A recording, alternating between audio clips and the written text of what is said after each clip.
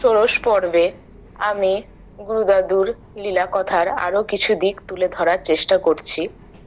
2022 সালের নভেম্বর মাসে মনোজদাদের বাড়িতে গুরুদাদুর উৎসব তো সম্পন্ন হয়ে গেছিল 7ই নভেম্বর থেকে 19 নভেম্বর, এবং তার আগের পঞ্চদশ পর্বে আমি বলেছিলাম যে কিভাবে গুরুদাদু আমার মাকে সেবার আর একটি সুযোগ প্রদান করেছিলেন 11ই নভেম্বর আমাদের বাড়িতে উৎসবের পরে। এরপরে আমি আসছি যে গুরুদাদুর যে উৎসব হলো সিউড়িতে, তারপরে পরেই আমরা চেন্নাইয়ের জন্য রওনা দিয়েছিলাম। তার কারণ হচ্ছে 2017 সালে পূর্ব অভিজ্ঞতাতেই আমি জানিয়েছি যে 2017 সালে আমার মায়ের ইউটেরাস অপারেশন হয়েছিল আগস্ট মাসে। তো দীর্ঘদিন ধরে যাই হোক বিভিন্ন অসুবিধার কারণে চেক আপ করানোর মানে ডেট তো চেক আপ তো এটা একটা যেহেতু মেজর অপারেশন, তার জন্য চেক আপ করানো জরুরি। কাজেই সেই হিসেবে 2022 সালে আমরা আগে থাকতেই মোটামুটি 2 মাস আগে থাকতে রিজার্ভেশন করে রেখেছিলাম যে 2022-এর 21শে নভেম্বর আমাদের সেই মতো টিকিট হয়ে আছে, এবং মোটামুটি 10-12 দিন লাগবে কারণ চেক আপ করাবো, তারপরে কোথাও এখানে সেখানে আমরা ঘুরতেও যেতে পারি। তো গুরুদাদুর যখন উৎসব হয় মনোজদাদের ঘরে নভেম্বরে, তো সেই সময় গুরুদাদুকে প্রণাম করে এবং গুরুদাদুর কাছ থেকে অনুমতি নিয়েই আমরা কিন্তু পরের দিন 21শে নভেম্বর যাত্রা শুরু করেছিলাম। তো এই যাত্রার সময় বলতে গেলে হয়তো দেখা যায় যে আমাদের সন্তানদের যদি কোনো ফাঁড়া বা বিপদ থাকে, গুরুদাদু কিভাবে প্রতি পদে পদে আমাদেরকে রক্ষা করেন সেটা সত্যি বিস্ময়কর। এবং মাঝে মাঝে মনে হয় যে দাদু কিভাবে মানে প্রত্যেকটা আমাদের কি অসুবিধা কি সুবিধা প্রত্যেকটি সন্তানের সমস্ত কিছুই কিন্তু আমাদের গুরুদাদুর নখদর্পণে। তিনি তার সূক্ষ্মাতি সূক্ষ্ম অন্তর্দৃষ্টি দিয়ে মনে হয় সবই দেখে নেন এবং আমাদের সকলকে উদ্ধার করেন। 21শে নভেম্বর যখন আমাদের জার্নি প্রথম শুরু হয়, আমরা তো সিউড়ি থেকে মানে আমাদের ঘর থেকে যথারীতি টোটো করে স্টেশনে পৌঁছালাম। স্টেশনে পৌঁছানোর সময় এরকম যেটা হয় যে যেহেতু সেখানে আমাদের সিউড়ি স্টেশনে কোনো কুলি নেই এবং সেই সময় কোনো লিফটও নেই, কাজে ওভারব্রিজ তো পার হতেই হবে। এবার সাথে কিন্তু অনেকগুলি লাগেজ ছিল যেহেতু, এবার আমাদের সাথে যে টোটোওয়ালা যে কাকু ছিল, সেই কাকু বললো যে বৌদি একটা কাজ করি, আপনাদেরকে তাহলে কিন্তু ওভারব্রিজ পার হতে হবে না, আমি একটা এমন দিক দিয়ে নিয়ে যাচ্ছি যাতে আপনারা সহজেই কিন্তু ট্রেনে উঠতে পারবেন। তখন মা বললো যে বেশ ঠিক আছে তাহলে নিয়ে চলো। দিয়ে এবার মোটামুটি যে প্ল্যাটফর্ম সেখানকার যে ব্যাক সাইড দিয়ে ওই কাকু আমাদেরকে নিয়ে গেল। এবার যে সাইডটিতে দাঁড় করালো সেখান থেকে ট্রেন মোটামুটি প্রায় 100 মিটার মতো দূরত্বে ছিল তখন। আর কিন্তু দেখা যাচ্ছে যে জায়গাটিতে দাঁড় করিয়েছে সেই জায়গাটি একবারে ধূলি ধূসরিত, মানে তার নিচে একবারে বালি ধুলো এবং প্রচুর ছাই উঠছে, এবং সেই ধুলোতে মনে হচ্ছে যে চোখ মুখ যেন ঢেকে যাবে, এবং সেগুলো আমাদের ক্রমে ক্রমে গায়েও এসে পড়ছে। তো আমি, মা এবং বাবা আমরা তিনজনা ছিলাম। তো টোটো থেকে প্রথমে আমি আর মা আমরা নামলাম, আমরা বললাম যে আমরা তাহলে হেঁটে হেঁটে ওখানে ওইটুকু জায়গায় পৌঁছে যাবো। বেশ ঠিক আছে, এবার লাগেজ নিয়ে হাঁটতে লেগেছি। তারপরে কিছুক্ষণ পরে বাবাও তখন নামলো। এবার তিনজনা মিলে যখন হাঁটতে হাঁটতে যাচ্ছি, হঠাৎ করেই কি হলো, মা প্রথমে হোঁচট খেয়ে কিন্তু পড়ে গেল।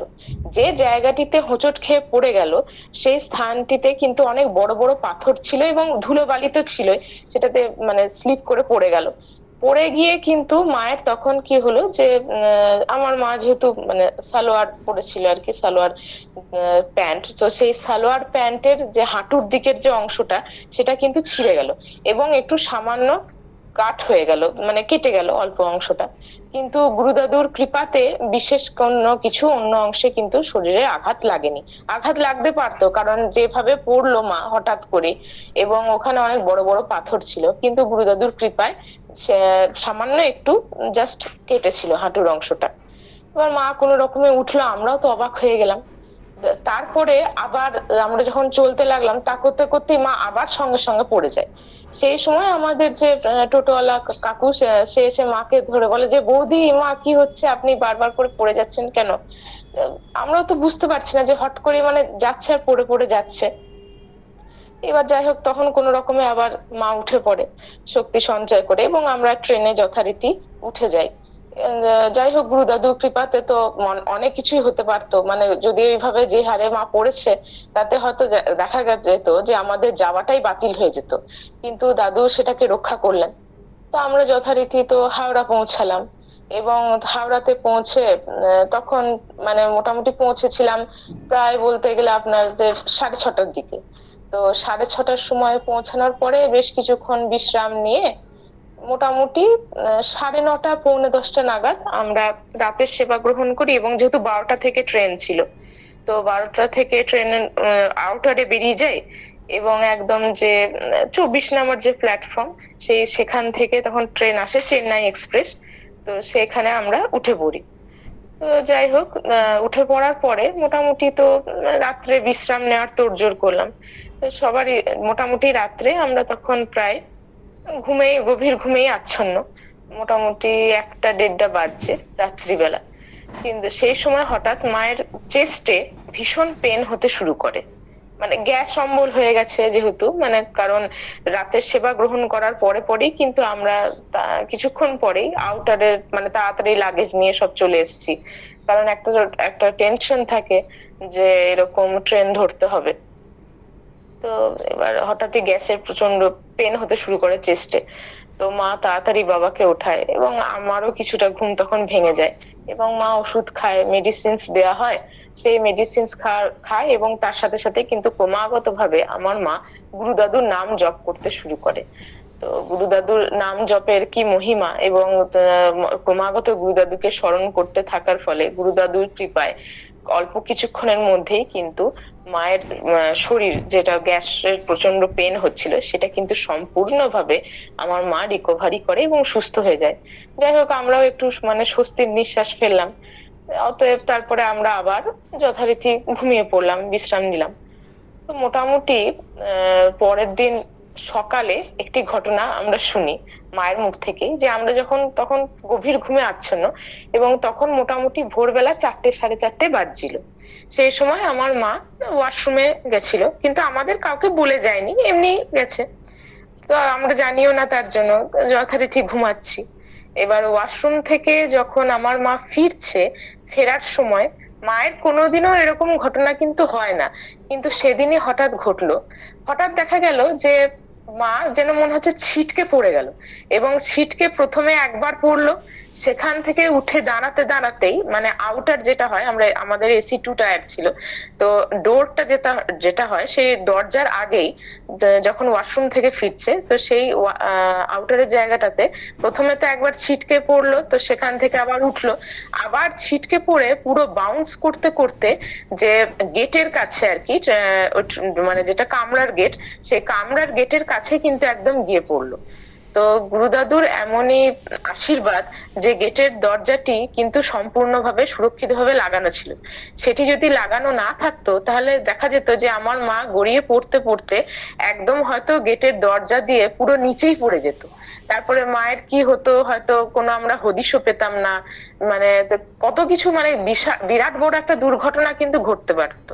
কিন্তু গুরুদাদু যে কিভাবে রক্ষা করলেন, এবং সেদিন আমার মায়ের নিশ্চয়ই কিছু অবশ্যই ফাঁড়া ছিল। তার কারণ হচ্ছে যে প্রথমেই ওই যে আমাদের সিউড়িতে স্টেশনের আউটার যেটা ব্যাক সেকশন, সেখানে মা ওইভাবে পড়ে যায়, এবং তারপরে ধরুন ওই যে হঠাৎই মানে চেস্ট পেন ওরকম গ্যাসের, তারপরে এই ঘটনাটাও যেটা ঘটে, এই সমস্ত কিছুই কিন্তু পর পর পর পর একই দিনে ঘটেছে, এবং বারবার ভাবে আমার মা প্রতিবার কিন্তু গুরুদাদুর কৃপায় বারবার এরকম ভাবেই রক্ষা পেয়ে গেছে। যে গুরুদাদু সদ্গুরুর, প্রকৃত সদ্গুরুর আশীর্বাদ যদি ভক্তদের মাথার উপরে থাকে, তাহলে দেখা যায় যে শুকনো দৈব থাকলেও কিন্তু গুরুদাদুর আশীর্বাদে গুরুদাদুই সেই বিপদ থেকে উদ্ধার করেন ভক্তদের এবং শক্তি যোগান। তো যথারীতি মায়ের মুখে ভোরবেলায় এই ঘটনা শুনলাম আমরা, তখন মোটামুটি 6টা বাজছে। তো আমরা শুনে তো অবাক, যে আমাদেরকে তো মা যেহেতু বলে যায়নি ওয়াশরুমে যাওয়ার ব্যাপারে, কাজে আমরা জানতামও না। তো এই ঘটনাটায় তো গুরুদাদু সম্পূর্ণভাবে মানে কিভাবে মাকে রক্ষা করেছেন সেটা মানে সত্যি মানে বিস্ময়কর। তো যথারীতি আমরা তো খুব সেফলি চেন্নাই পৌঁছালাম, এবং সেখানে মায়ের চেক আপও খুব ভালোভাবে হলো। তো আমাদের যিনি চেক আপ করলেন ডক্টর ম্যাম, তিনিও কিন্তু আমাদের গুরুদাদুর খুব ভক্ত, কারণ গুরুদাদু তো নিজের চেক আপ সূত্রে ভক্তবৃন্দ সহ অনেক সময় চেন্নাই পদার্পণ করেছেন, কাজে সমস্ত ডক্টর সবাই গোটা চেন্নাই শহর বলতে গেলে গুরুদাদুর নাম সবাই জানেন। তো গুরুদাদুর ছবি দেখালাম আমরা, তো গুরুদাদুর উদ্দেশ্যে উনি প্রণাম করলেন। মায়ের চেক আপও খুব ভালোভাবে সম্পন্ন হলো গুরুদাদুর আশীর্বাদে, মা সম্পূর্ণ সুস্থ, মানে সমস্ত টেস্ট করিয়ে দেখা গেল। আমরা যথারীতি 10-12 দিন পরে আবার সেফলি ফিরে চলে এলাম। এরপরের অভিজ্ঞতা আমি বলতে চাইছি 2023 সালের ফেব্রুয়ারি মাসে গুরুদাদুর নবদ্বীপ উৎসবের অভিজ্ঞতা। নবদ্বীপ উৎসব হয়েছিল 15ই ফেব্রুয়ারি থেকে 17ই ফেব্রুয়ারি। তার আগের বারে অর্থাৎ 2022 সালের জুন মাসেও নবদ্বীপে যখন উৎসব হয়, তখন গুরুদাদু ভারত সেবাশ্রম সংঘে উঠেছিলেন, সেখানে তখন উৎসব হয়েছিল 18ই জুন থেকে 20শে জুন। তো এবারে ফেব্রুয়ারি মাসে হচ্ছে।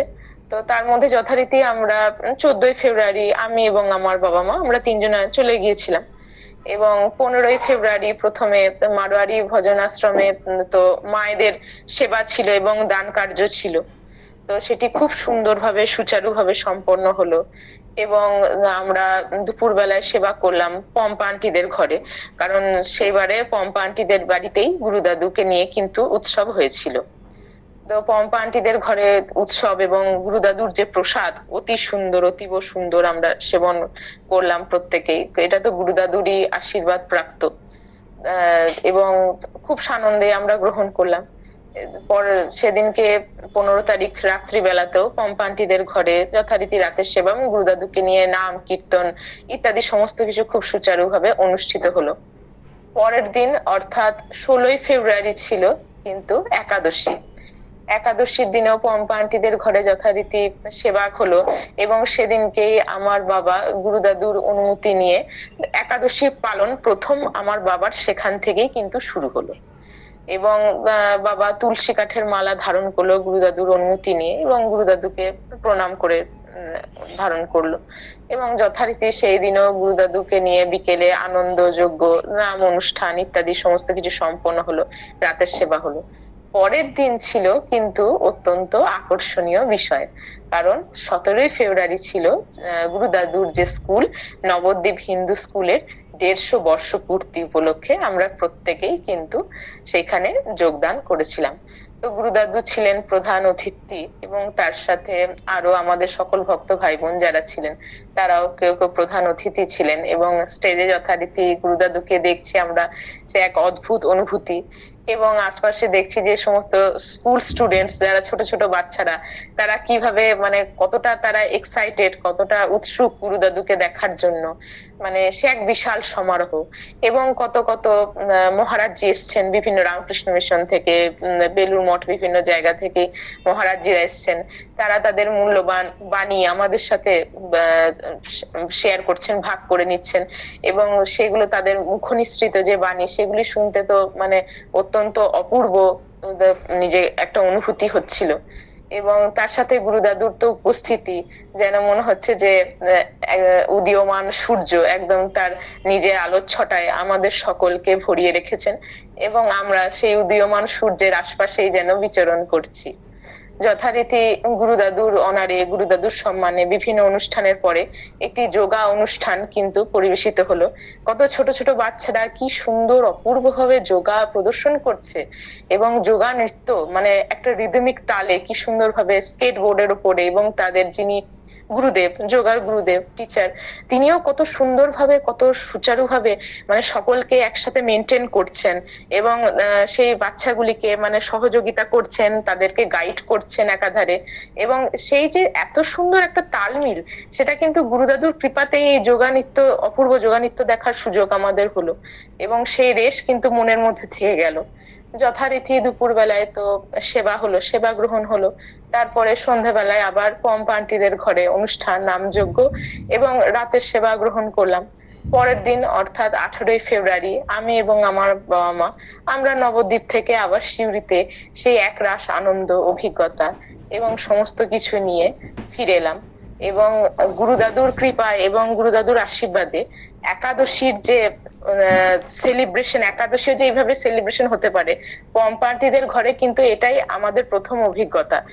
কতটা আয়োজন এবং কতটা মানে গুরুদাদুর যে নির্দেশনা, এবং পম্পা আন্টি এবং চম্পক আঙ্কেল তাদের যে কতটা সহযোগিতা, সুন্দরভাবে তারা সম্পন্ন করলেন, আমাদের সকল ভক্তবৃন্দদেরকে কিভাবে সেবা দিয়েছেন, এই সমস্ত কিছুই স্মৃতি কিন্তু মনের মধ্যে এখনো রেসেই লেগেই আছে। এবং এগুলো সমস্তই সম্ভব হয়েছে আমাদের সদ্গুরু মহাপুরুষ গুরুদাদুর জন্যই। প্রণাম। গুরুদাদুর শ্রীচরণে আবার আমার অনন্ত কোটি প্রণাম জানাই।